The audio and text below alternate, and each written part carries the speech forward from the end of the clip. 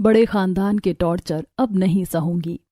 घर के सभी सदस्य खाना खाने के लिए बैठे होते हैं। सभी खाना खा लेते हैं, पर फिर भी थोड़ा खाना बच जाता है। सभी खाना खाकर अपने कमरे में चले जाते हैं। अनुराधा भी अपने कमरे की तरफ जा रही होती है, तभी उसकी सास सविता बोलती है, अरे अनुराधा, तुम अपने खाने पीने का ध्यान क्यों नहीं रखती? देखो तो कितनी पतली हो गई। ठीक से खाना पीना खाया करो। खाती तो हूँ मम्मी जी, मेरा पेट तो भर गया है। अरे ऐसे कैसे? आओ मेरे पास बैठो, मैं तुम्हें अपने हाथों से खिलाती हूँ। सविता जबरदस्ती अनुराधा को खाना खिलाने लगती है। तभी अनुराधा बोलती है, अरे बस बस मम्मी जी, मेरा पेट बहुत भर चुका है। अब तो मेरे पेट में बहुत दर्द होने लगा, मैं अब और नहीं खा सकती। बहू, इतने से क्या होता है? और ये तो मेरा प्यार है तुम्हारे लिए। तुम प्यार में इतना दर्द नहीं सह सकती मेरे लिए। इतना बोलकर सविता सारा बचा हुआ खाना जबरदस्ती अनुराधा को खिला देती है। खाना खाते हुए अनुराधा मन में सोचती है, मेरी ये सास कितनी अच्छी है, मेरी कितनी परवाह करती है। मैं कितनी खुश नसीब हूँ कि मुझे ऐसा परिवार मिला है जो मेरी इतनी परवाह करता है।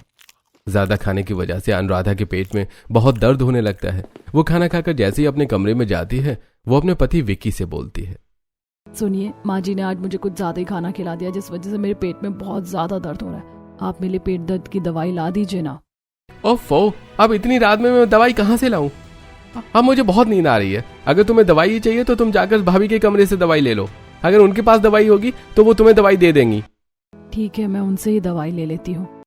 अनुराधा अपनी जेठानी मेघा के कमरे में जाती है और अनुराधा बोलती है, जेठानी जी, मेरे पेट में बहुत ही ज्यादा दर्द हो रहा है। आपके पास पेट दर्द की दवाई हो तो आप मुझे दे दीजिए।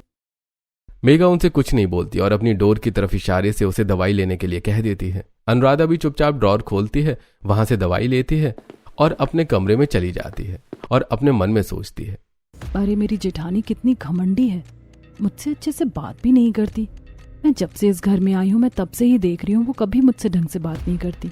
वो तो मेरी तरफ देखती भी नहीं है, उन्हें मेरी कोई परवाह ही नहीं है।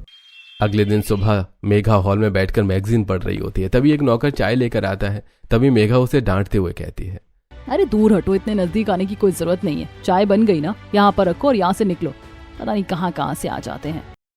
दूर खड़ी अनुराधा ये सब देख रही थी और अनुराधा को बहुत बुरा लगता है। तभी वो नौकर से पास जाकर बोलती है, भैया आपको बुरा तो नहीं लगा ना? क्या ही कर सकते, मेरी जेठानी है ही इतनी घमंडी। वो नौकरों से ढंग से बात भी नहीं करती। आप उनकी बात का बुरा मत मानिएगा। अनुराधा की सास सविता अनुराधा को नौकर से बात करते हुए देख लेती है। उस वक्त सविता अनुराधा से कुछ नहीं बोलती। जब अनुराधा अपने कमरे में अकेली होती है, तब सविता अनुराधा के कमरे में एक नई साड़ी लेकर जाती है और बोलती है, बहू, मैं तुमसे एक बात कहूँ, तुम मानोगी? ये कैसी बात करी माँ जी, आप बोलिए ना। मैंने आज देखा कि तुम घर के नौकरों से बड़े प्यार से बात करी थी। ये घर के नौकर है बहू, तुम इनसे इतने प्यार से बात मत किया करो। लेकिन क्यों माँ जी? क्योंकि अगर तुम्हें नौकरों से प्यार से बात करोगी ना, तो ये हमारे सर पर चढ़ जाएंगे और हमारी इज्जत भी नहीं करेंगे, हमारी कोई बात नहीं मानेंगे। नौकर और मालिक के बीच में जो फर्क होता है ना, वो खत्म हो जाएगा। हाँ माँ जी, मैंने तो ये चीज सोची ही नहीं थी। आप सही कह रही है, मैं आगे से ध्यान रखूंगी। आज के बाद मैं नौकरों से बात भी नहीं करूंगी। मेरी बहू कितनी समझदार है। अच्छा बहू, ये लो, ये साड़ी मैं तुम्हारे लिए लेकर आई हूँ। तुम्हें साड़ी पहन लो, हमें मार्केट जाना है शॉपिंग के लिए। अनुराधा साड़ी को देखती है। साड़ी बहुत लंबी होती है। अनुराधा सोच में पड़ जाती है और अपनी सास से बोलती है, माँ जी, साड़ी तो बहुत ज्यादा लंबी है। हाँ बहू, ये साड़ी तो लंबी है और तुम्हें यही साड़ी पहननी है ताकि तुम्हारा पूरा शरीर ढका रहे। पर ऐसा क्यों माँ जी? ये सब मैं तुम्हें बाद में समझाऊं। अभी तुम जल्दी से साड़ी पहनकर नीचे आओ, हमें जल्दी से शॉपिंग के लिए निकलना है। सविता अनुराधा को साड़ी देकर वहां से चली जाती है। थोड़ी देर बाद अनुराधा साड़ी पहनकर नीचे आती है। साड़ी में अनुराधा का हल्का सा पेट दिख रहा था। तभी अनुराधा के ससुर ओम प्रकाश बोलते हैं, अरे बहू, ये कैसी साड़ी पहनकर आई हो तुम? इसमें तो तुम्हारे पूरे हाथ और कमर साफ झलक रहा है। तभी उसकी नंद इशिता भी बोलती है, लगता है भाभी, मम्मी ने आपको ठीक से समझाया नहीं है कि साड़ी कैसे पहननी है। कोई बात नहीं बहू, मैं अभी इसे ठीक कर देती हूँ। सविता अनुराधा को पूरी तरह से ढक देती है। ये लो बहू, हो गया। माँ जी, इस साड़ी में तो मैं पूरी ढकी हुई हूँ, इसमें तो मुझे बहुत ज्यादा गर्मी लग रही है। थोड़ी गर्मी बर्दाश्त कर लो बहू। मैं नहीं चाहती कि तुम बाजार जाओ और बाजार में लोगों की बुरी नजर तुम पर पड़े और तुम्हें किसी की नजर लग जाए। हाँ मम्मी जी, आपको मेरा कितना ख्याल है। साड़ी लपेटकर अनुराधा बाजार जाती है। बाजार में अनुराधा को बहुत गर्मी लग रही थी। तभी वो अपनी जेठानी मेघा को बोलती है, जेठानी जी, मेरी पीठ में बहुत ज्यादा खुजली हो रही है। आप क्या मेरी थोड़ी सी पीठ खुजा सकती हैं? मैं ये सब काम के लिए आई हूँ क्या? मैं ये सब कुछ नहीं करने वाली, तुम्हारा काम है, तुम खुद ही देख लो। ऐसा बोलकर मेघा राधा की बात को टाल देती है। किसी तरह शॉपिंग खत्म करके सभी घर आते हैं। घर आते ही अनुराधा सबसे पहले अपने कमरे में जाकर साड़ी बदलती है। तभी अनुराधा की माँ शांति का फोन आ जाता है। कैसी हो बेटा, क्या कर रहे हो, सब ठीक तो है ना? हाँ माँ, मैं बिल्कुल ठीक हूँ, अभी अभी बाजार से शॉपिंग करके आई हूँ। तभी वहाँ पर अनुराधा की नंद इशिता और उसके साथ सविता वहाँ आती है। बहू, तुम ये क्या कर रही हो? कुछ नहीं माँ जी, वो मेरी माँ का फोन आया था तो बस मैं उनसे ही बात कर रही थी। अच्छा, जरा अपना फोन देना तो। सविता अनुराधा से फोन लेकर उसकी माँ का कॉल काट देती है। तभी अनुराधा बोलती है, ये आपने क्या किया माँ जी? आपने फोन क्यों काट दिया? देखो बहू, अब तुम मायके में नहीं अपने ससुराल में हो। अगर तुम्हें ससुराल में रहना है तो अपने मायके वालों से दूरी बनाकर रखनी होगी। माँ जी, पर आप ऐसा क्यों बोल रही हैं? क्योंकि बहू, अगर तुम मायके में ज्यादा समय दोगी तो तुम ससुराल वालों पर ध्यान नहीं रख पाओगी, और अगर तुम्हें अपने ससुराल में सुखी जीवन चाहिए तो अपने मायके वालों से रिश्ता तोड़ना होगा। वाह मम्मी जी, आप इतनी गहरी बात कितने अच्छे तरीके से समझाती हो। मैंने तो कभी इस तरह नहीं सोचा। अब आप जैसा बोल रही हो मैं वही करूंगी। अब मैं अपने घर वालों से भी कम बात करूंगी। अनुराधा अपने मन में सोचती है, बड़े परिवार में बहुओं को कितने अच्छे से रखा जाता है, उन्हें कितने प्यार से सिखाया जाता है। लोग ऐसे ही नहीं बड़े खानदान की तारीफ करते हैं। कुछ दिन ऐसे ही बीत जाते हैं। सविता के बेटे राहुल को पढ़ाने हर दिन एक टीचर आते थे, पर एक दिन वो नहीं आए। तभी राहुल बोलता है, माँ आज टीचर नहीं आए हैं, तुम होमवर्क में भी मदद कर दो ना। मैं ये सब काम नहीं कर सकती। टीचर नहीं आए हैं तो क्या तुम पढ़ाई नहीं करोगे? मैं मदद नहीं करवा सकती, खुद से करो अपना होमवर्क। तभी राहुल वहां से जाने लगता है। अनुराधा को यह देखकर राहुल पर बहुत तरस आता है। तभी अनुराधा राहुल के पास जाती है। अरे राहुल बेटा, तुम्हें होमवर्क में मदद चाहिए ना? आओ मेरे पास बैठो, मैं तुम्हारी मदद करवा दूंगी। अनुराधा राहुल के होमवर्क में मदद करती है। तभी वहां उसके ससुर ओम प्रकाश जी वहां आ जाते हैं। अनुराधा राहुल को पढ़ा रही थी, ये देखकर उसके ससुर जी बोलते हैं, अरे बहू, तुम ये क्या कर रही हो? वो पापा जी, राहुल को होमवर्क करने में दिक्कत आ रही थी, उसके टीचर भी नहीं आए तो मैं बस उसका होमवर्क करवा रही हूँ। तभी उसकी सास भी वहां आ जाती है और बोलती है, बहू, तुमने खानदान की इज्जत को मिट्टी में मिलाने का ठेका ले रखा है क्या? क्या हो गया मम्मी जी, आप ऐसा क्यों बोल रही हैं? बहू, बात को समझो, ये काम तुम्हारा नहीं है। अगर तुम्हें किसी ने पढ़ाते हुए देख लिया तो क्या सोचेंगे कि इनकी बहू बच्चों को पढ़ाती है, वो एक टीचर भी अफोर्ड नहीं कर सकते। मैंने तो ये सोचा ही नहीं मम्मी जी, मुझसे गलती हो गई, मुझे माफ कर दीजिए। अब बातों को ध्यान में रखना, जो काम नौकरों का है उस काम में तुम हाथ डालना भी मत, और हाँ, उस बात का भी ध्यान रखना कि तुम बड़े खानदान की बहू हो। कुछ दिन बीतते हैं और एक दिन अनुराधा अपनी बालकनी में खड़ी होकर घर के पास बने झोपड़ी की तरफ देखती है कि एक औरत अपने बेटे को छड़ी से मार रही होती है। अनुराधा ये देखकर मन में सोचती है, कितने निर्दयी हैं जो अपने बेटे को इतना मार रही हैं। मैं अभी जाकर उसे रोकती हूँ। अनुराधा तुरंत उस औरत के पास जाती है। अरे आप इस बच्चे को इतना क्यों मार रही हैं? छोटा बच्चा है। आप नहीं जानती बच्चा कितना शैतान है। पर बच्चे तो ऐसे ही होते हैं ना, अब बच्चे शैतानी नहीं करेंगे तो कौन करेगा? अरे आप तो बड़े खानदान की बहू हो ना। हाँ, मैं उसी खानदान की बहू हूँ, पर मैंने आपको बच्चे को मारते हुए देखा तो बस मैं चली आई। अच्छा, तो आपके घर में सब कैसे हैं, क्या हाल चाल है? ससुराल में तो सब कुछ अच्छा है, पर जेठानी जी थोड़ी अजीब सी हैं, मुझे तो बहुत घमंडी लगती हैं। अनुराधा ये सब बातें कर ही रही होती है कि उसका पति विक्की उसे बात करते हुए देख लेता है और तुरंत ही अनुराधा के पास आकर बोलता है, अरे तुम यहाँ क्या कर रही हो? अगर माँ ने तुम्हें यहाँ देख लिया तो आफत आ जाएगी। इतना बोलकर विक्की अनुराधा को लेकर चला जाता है, पर पहले से ही सविता अनुराधा को अपनी बालकनी से देख रही होती है। बाहू, तुम वहाँ क्या करने गई थी? माँ जी, वो हमारे पड़ोसी है ना, तो मैं बस उनसे बातचीत करने गई थी। बाहू, तुम इन पड़ोसियों से ज्यादा मेलजोल मत बढ़ाओ। माँ जी, कभी आप कहती है नौकरों से बात मत करो, ये मत करो, वो मत करो, आज आप कह रही हैं पड़ोसियों से बात मत करो। आप ऐसा क्यों कर रही हैं? आखिर आप चाहती क्या हैं? बहू, बात को समझो, तुम सारी बातें पड़ोसियों से बताओगी, उनसे मेलजोल बढ़ाओगी, तो इस तरह घर की बातें पड़ोसियों को पता चलेंगी, फिर वो जा जाके मोहल्ले वालों से बताएंगी। ऐसे घर की कितनी बदनामी होगी, इसीलिए तुम इन पड़ोसियों से दूर ही रहो। वाह मम्मी जी, आपकी सोच कितनी गहराई तक है। मैंने कभी इतनी गहराई से कुछ सोचा ही नहीं। तभी उसके ससुर बोलते हैं, अरे हम लोगों की सोच जहां पर खत्म होती है वहां से तुम्हारी सास की सोच शुरू होती है। ठीक है, आज के बाद मैं पड़ोसियों से भी बात नहीं करूंगी। अनुराधा ये सब बात सुनकर बहुत खुश होती है और खुद से बातें करते हुए बोलती है, मेरे ससुराल के लोग कितने प्यार से सारी बातें समझा देते हैं। बड़े खानदान के लोग कितने अच्छे होते हैं। कोई और परिवार होता तो वो अपनी बहू को टॉर्चर करता, जबरदस्ती उससे अपनी बात मनवाता।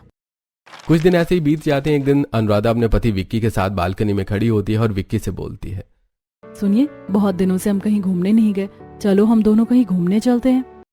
इतना सुनकर विक्की अनुराधा का हाथ झटक देता है और बोलता है, तुम क्या कह रही हो? बड़े खानदान की बहू ऐसे घूमने नहीं जाती। इतना बोलकर विक्की वहां से चला जाता है। अनुराधा उदास हो जाती है पर कुछ बोल नहीं पाती। ऐसे ही अनुराधा एक दिन अपनी मर्जी से एक साड़ी पहन कर आती है। अनुराधा की सास उसे देखकर बोलती है, हाय राम, अरे बहू, ये तुमने कैसी साड़ी पहनी? बड़े खानदान की बहू ऐसी साड़ी नहीं पहनती। जाओ इसे बदल के आओ और मैंने तुम्हें जैसा समझाया था वैसे साड़ी पहन कर आना। ठीक है मम्मी जी। अनुराधा फोन पर अपने कमरे में अपनी माँ से बातें कर रही होती है। तभी उसके ससुर उसे देख लेते हैं और बोलते हैं, बहू, तुम ये फोन पर कैसे बात कर रही हो? तुम्हें पता है ना, हमारे खानदान की बहू फोन पर बातें नहीं करती। जी ठीक है पिताजी। अनुराधा फोन काट देती है। उदास मन से अनुराधा सोचती है, कभी कभी तो मुझे लगता है कि मेरे ससुराल वाले भी मुझे टॉर्चर कर रहे हैं, हर बात पे रोक टोक। लेकिन मैं जानती हूँ ये उनका टॉर्चर नहीं, उनका प्यार है। एक दिन अनुराधा की सास, ससुर, जेठ और उसकी नंद किसी काम से बाहर जा रहे होते हैं। अनुराधा हॉल में बैठी होती है। तभी उसकी सास हॉल में आकर अनुराधा से बोलती है, देख बहू, हम किसी काम से बाहर जा रहे हैं, तुम घर का ध्यान रखना। जो जो मैंने तुम्हें समझाया उसे करना, मत भूलना, और बाहर तो बिल्कुल मत निकलना। जी ठीक है मम्मी जी, आपने जो भी मुझे समझाया है मुझे सब याद है। आपने इतने प्यार से जो समझाया है। यह सुनकर मेघा हंस पड़ती है और बोलती है, बड़ा खानदान और प्यार। बहू, तुम अपनी जेठानी की बात पर ध्यान मत दो, अपने काम से काम रखना बस। इतना बोलकर सभी लोग चले जाते हैं। तभी अनुराधा अपनी बालकनी में खड़ी होती है और देखती है कि सामने वाली झोपड़ी में वो औरत फिर से अपने बेटे को छड़ी से मार रही होती है। तभी अनुराधा बोलती है, अरे कितनी निर्दयी माँ है, अपने बच्चे को कितना टॉर्चर करती है। एक माँ होकर अपने बच्चे को पीट रही है, और यहाँ मुझे देखो कि एक बहू होकर ससुराल वाले मुझे इतना प्यार करते हैं, इतने प्यार से समझाते हैं। इतना सोचकर अनुराधा अपनी बालकनी से निकलकर उस झोपड़ी के पास चली जाती है और अनुपमा से बोलती है, अरे अरे, आप अपने बच्चे को इस तरह मार क्यों रही हो? इतना टॉर्चर क्यों कर रही हो? ये टॉर्चर नहीं है, मेरा प्यार है। ये मेरी बात बिल्कुल नहीं सुनता, और एक माँ अपने बच्चे को टॉर्चर कैसे कर सकती है? अच्छा, तो अभी आप क्या कर रही हो? ये मेरा प्यार है। प्यार से नहीं समझ रहा तो डांट के समझा रही हूँ, और तुम्हें लगता है कि मैं टॉर्चर कर रही हूँ तो तुम गलत हो। टॉर्चर वो होता है जो तुम्हारे ससुराल वाले तुम्हारे साथ कर रहे हैं। अच्छा, पर मेरे ससुराल वाले मुझे प्यार से रखते हैं और तुम उसे टॉर्चर कह रही हो? अरे तुम अभी ना समझो, तुम्हें पता नहीं कि बड़े खानदान का जो प्यार है वही टॉर्चर होता है। अरे पर तुम ऐसा कैसे कह सकती हो? चलो ठीक है, मैं ऐसा नहीं कह सकती तो तुम खुद ही अपनी जेठानी से जाकर पूछ लो। तुम्हारी जेठानी आज जैसी है वो शुरू से ऐसी नहीं थी। तुम आखिर कहना क्या चाहती हो? मैं जो भी कहना चाहती हूँ तुम अपनी जेठानी से जाकर पूछो। अनुराधा बहुत सोच में पड़ जाती है और अपनी जेठानी के पास जाती है और बोलती है, जेठानी जी, मैं आपसे जानना चाहती हूँ कि आप मुझसे इतनी उखड़ी उखड़ी क्यों रहती हैं? मुझे पता है कि ऐसी कुछ तो बात है जो आप मुझे नहीं बताना चाहती हैं, पर मैं वो बात जानना चाहती हूँ कि आखिर बात क्या है। देखिए देवरानी जी, मुझे आपसे कोई गिले शिकवे नहीं है। मैं भी पहले आपकी तरह खुश मिजाज थी और सबको अच्छा समझती थी, पर जैसे आज आपके साथ हो रहा है पहले मेरे साथ भी हो चुका है। मुझे हर बात के लिए रोका टोका जाता था, मुझे कुछ भी अपनी मर्जी से करने की इजाजत नहीं थी। मुझे यहाँ बहुत ज्यादा टॉर्चर किया गया है, जिस वजह से मैं खुद को उनके अनुसार ही डालना शुरू कर चुकी। ये जैसा चाहते हैं अब मैं बिल्कुल वैसी ही बन चुकी हूँ। मैं वैसा ही करती हूँ जो ये चाहते हैं। वो दोनों आपस में ऐसी बातें कर ही रही होती हैं कि घर के सारे लोग लौट आते हैं। अनुराधा के मन में ये बात बहुत घर कर जाती है। अनुराधा नहाने जाती है और नहाते वक्त अनुराधा सोचती रहती है, जैसा जेठानी जी ने बताया मेरे साथ भी बिल्कुल वैसा ही सब कुछ हो रहा है। जैसे जेठानी जी को खुद को बदलना पड़ा, उन्होंने पूरी पर्सनैलिटी अपनी बदल ली। क्या मुझे भी वैसा ही करना पड़ेगा? क्या मेरी भी पूरी पर्सनैलिटी बदल जाएगी? मुझे भी इन लोगों के अनुसार ही रहना पड़ेगा? अनुराधा पूरे समय बस यही बातें सोचती रहती है, जिसमें 1-1.5 घंटे से वो बाथरूम से बाहर ही नहीं आती। तो उसकी सास बाहर से आवाज लगाते हुए कहती है, अरे बहू कहाँ रह गई है? बाथरूम में ही सो गई है क्या? थोड़ी देर बाद अनुराधा अपने बाथरूम से नहाकर बाहर निकलती है। अरे इतनी देर तक कौन नहाता है? इतनी देर में तो मेरा पूरा खानदान नहा लेता। तुम्हें पता नहीं है क्या कि ससुराल में कैसे रहा जाता है? हम तुम्हें इतना प्यार करते हैं, उसका तुम नाजायज फायदा मत उठाओ। अगर हम भी तुम्हें टॉर्चर करना शुरू कर दें तब तुम्हें समझ आएगा। ये सारी बातें अनुराधा के दिमाग में बैठ जाती हैं। खाना खाने के बाद अनुराधा अपने घर के बने गार्डन में टहल रही थी और अपनी मायके की बातें याद कर रही थी। सुबह के 9 बज रहे थे और अनुराधा अभी तक सो रही होती है। उसकी माँ और शांति उसे जगाने के लिए आती हैं। अरे बेटा उठ जा, और कितनी देर तक सोएगी? ससुराल में तो तुझे जल्दी उठना पड़ेगा ना, अभी से ही आदत डाल ले। अब उठ भी जा। थोड़ी देर और सोने दो ना माँ, बस थोड़ी देर। अनुराधा सो के उठती है और छोटे कपड़े पहनकर अपने कमरे से बाहर आती है तो उसकी माँ बोलती है, अरे बेटा अब तेरी शादी होने वाली है, अभी छोटे कपड़े पहनना बंद कर दे। नहीं माँ, मुझे ऐसे ही कपड़े पसंद है, मैं ऐसे ही कपड़े पहनूंगी। अच्छा, अपनी आदत अभी से सुधार ले बेटा, नहीं तो शादी के बाद ससुराल वाले बहुत टॉर्चर करेंगे। और इतनी देर नहाने की कोई जरूरत नहीं है, जल्दी में नहाकर बाहर आकर। ससुराल में आदत सही नहीं है, ससुराल वाले तुझे सुधार देंगे। मैं तो जैसी हूँ मैं अपने ससुराल में भी वैसी ही रहूंगी, मैं किसी के दबाव में आकर नहीं रह सकती। अनुराधा इतना सोच रही होती है कि पीछे से मेघा 2-3 बार आवाज लगाती है, पर वो नहीं सुनती। फिर मेघा राधा के पास आकर बोलती है, अरे तुम कहाँ खोई हुई हो? मैं कब से तुम्हें आवाज लगा रही हूँ। जेठानी जी, मैं अपने मायके के बारे में सोच रही थी। मेरी माँ मुझे हमेशा बोलती थी कि ससुराल में टॉर्चर होता है, पर मैं माँ की बात नहीं सुनती थी। और मैं अपनी माँ से बोलती थी कि मैं इतना सब बर्दाश्त नहीं करूंगी, मैं किसी के दबाव में नहीं रहूंगी। पर अब मुझे समझ आ रहा है कि ऐसा भी हो सकता है। तुम्हारी माँ बिल्कुल सही कहती थी। तुम अपनी माँ से कहती थी कि तुम कभी इतना नहीं सहोगी, फिर अब क्यों सह रही हो? ये सब मुझे अब पता चला कि मेरे साथ कितना टॉर्चर हो रहा है। अब मैं ये सब बिल्कुल बर्दाश्त नहीं करूंगी। एक दिन अनुराधा अपने टैब में घर के नौकरों के साथ लूडो खेल रही होती है, तभी वहाँ उसके सास और ससुर आते हैं। बाहू, ये तुम क्या कर रही हो? मैंने तुम्हें समझाया था ना कि पिछली बार तुम नौकरों से ना तो ज्यादा बात करोगी और ना ही मेल जोल रखोगी। एक बार समझाई बात तुम्हें समझ नहीं आती क्या? मम्मी जी, मैं बोर हो रही थी तो सोचा थोड़ा टाइम पास ही कर लूं। डोंट वरी, अब आप आ गई हैं तो आपके साथ ही लूडो खेल लूंगी। बाहू, ये कैसी बात कर रही हो तुम? सारी मर्यादा भूल गई हो क्या? अरे हाँ मम्मी जी, मैं तो भूल ही गई थी कि मैं एक बड़े घराने की बहू हूँ, मुझे यहाँ के तौर तरीकों से चलना होगा। अगले दिन सभी लोग डाइनिंग टेबल पर बैठे होते हैं खाने के लिए। तभी अनुराधा अपने कमरे से जीन्स और टॉप में नीचे आती है। बाबू, ये क्या तरीका है? ये कैसे कपड़े पहनकर नीचे आ गई हो? तुम हमारी नाक कटवाना चाहती हो क्या? मैंने तुम्हें बताया था ना पिछली बार कि तुम्हारे हाथ तक भी नहीं दिखने चाहिए, और तुम ये कैसे कपड़े पहनकर आ गई हो? वो मम्मी जी, मुझे उन कपड़ों में बड़ी गर्मी लग रही थी तो मैंने इसे ही पहनना सही समझा। ये बहुत कंफर्टेबल कपड़े हैं। तुम्हारा दिमाग तो ठीक है, तुम इस घर की बहू हो। एक बार सोचो जरा, तुम ऐसे यहाँ आओगी तो नौकर तुम्हें कैसी नियत से देखेंगे? मम्मी जी, अब मुझे इस बात से फर्क नहीं पड़ता, कोई चाहे कैसे भी देखे। अनुराधा की बात सुनकर वो सब चुप हो जाते हैं और उसकी बातों का कोई जवाब नहीं देते। इसके बाद वो लोग जब ओम प्रकाश के कमरे में इकट्ठा होते हैं, जिसमें उसके सास, ससुर, नंद और पति शामिल होते हैं। आज जो भी छोटी बहू ने किया उसे देखकर तो मेरे होश ही उड़ गए। बड़ी बहू तो हमारी बातें आसानी से समझ गई थी, पर छोटी बहू के ऐसे कुछ आसार नजर नहीं आते। उसका जल्दी ही कुछ करना होगा, वरना अगर वो ऐसी ही हमारे हाथ से निकलती रही तो हम कुछ नहीं कर पाएंगे। सही कहती हो तुम सविता। छोटी बहू को ये दिखाना पड़ेगा कि बड़ी घराने में रहना क्या होता है। अब तक हमने उसे प्यार से जो भी समझाया उसे समझ में नहीं आया। अब लगता है छोटी बहू को हमारे तरीके से ही सीखना होगा। अब तक वो हमारे रौब से वाकिफ नहीं हुई है। मम्मी पापा आप दोनों बिल्कुल सही कह रहे हैं, पर जो भी करना होगा जल्दी करना होगा। इससे पहले कि भाभी के पर निकल आए, हमें उन्हें पहले कुतर देना ही सही होगा। उनकी ये सारी बातें अनुराधा अपनी जेठानी के साथ दरवाजे के पीछे सुन रही होती है और मन ही मन में कहती है, आप लोगों को बड़े खानदान का जितना रौब दिखाना था आप दिखा चुके। जेठानी जी के साथ भी आपको जो करना था आपने कर लिया। अब से ये सब नहीं चलेगा। अगले दिन जब ट्यूटर आता है मेघा के बेटे को पढ़ाने, तब अनुराधा ट्यूटर को दरवाजे पर ही रोक देती है और बोलती है, सर अब से आपको यहाँ आने की कोई जरूरत नहीं है। मैं और मेरी जेठानी हम दोनों ही शिक्षित हैं और राहुल को अच्छे से पढ़ा सकती हैं। ये देखकर उसके सास और ससुर उसके पास आते हैं और गुस्से में अनुराधा से बोलते हैं, बहू ये तुमने क्या किया? तुम्हें ट्यूटर को निकालने की क्या जरूरत थी? तुमने किससे पूछकर ये फैसला किया? पिताजी, मैं और जेठानी जी दोनों ही पढ़ी लिखी हैं, फिर हमें उनके बेटे को पढ़ाने के लिए ट्यूटर को बुलाने की जरूरत ही क्या है? हम दोनों ही इतने सक्षम हैं कि राहुल को अच्छे से पढ़ा सके। बस बहू, आज तुमने सारी हद पार कर दी। आज तक बस तुमने प्यार हमारा देखा था, आज से गुस्सा भी देखोगी। पिताजी, इतने दिनों से दिखा रहे थे, वो असलियत में टॉर्चर ही था।